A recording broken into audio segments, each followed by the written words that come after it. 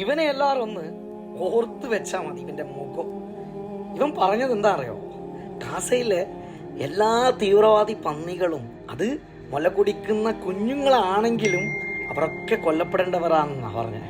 എടാ നിന്ന ഈ പിഞ്ചു കുഞ്ഞുങ്ങളും ആ സ്ത്രീകളും ഒക്കെ എന്താടാ ചെയ്തത്? അല്ലെങ്കിൽ ഗാസയിലെ പാവപ്പെട്ട ജനങ്ങൾ നമ്മുടെ നാടിനെയോ അല്ലെങ്കിൽ നമ്മുടെ നാട്ടുകാർക്കോ എന്തെങ്കിലും ദോഷം ചെയ്തിട്ടുണ്ടോ? നീ ഇതുപോലെ വിഷം തുപ്പാൻ വേണ്ടിയിട്ട് അവരെന്ത് തെറ്റാണ് ചെയ്യുന്നത്? എടാ നിന്റെ വീട്ടിലും എൻ്റെ വീട്ടിലും ഒക്കെ ഉണ്ട് ഇതുപോലെ മുല കുടിക്കുന്ന കുട്ടികൾ.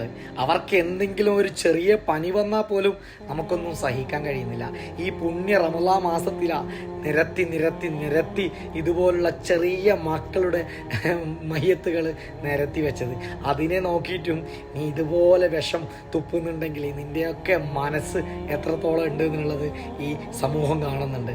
ഇതുപോലുള്ള വിഷജന്തുക്കൾ തന്നെയാണ് നമ്മുടെ നാടിനും നമ്മുടെ നാട്ടിലൊക്കെ എന്താ പറയുക വിദ്വേഷവും വൈരാഗ്യവും ഒക്കെ തീർക്കുന്നതിനുള്ളത് തീർച്ചയായിട്ടും എല്ലാവരും മനസ്സിലാക്കണം. അതുകൊണ്ട് തന്നെയാണ് ഇവൻ്റെ മുഖം ഒന്ന് ഓർത്തു വച്ചിരുന്നത്. നമ്മുടെ നാടിനും നമുക്കൊക്കെ ഗുണകരമായിരിക്കും എന്ന് മാത്രമേ ഇവനോടൊക്കെ പറയാനുള്ളൂ. വെറും പുച്ഛം മാത്രമേ ഉള്ളൂ നിന്നോടൊക്കെ.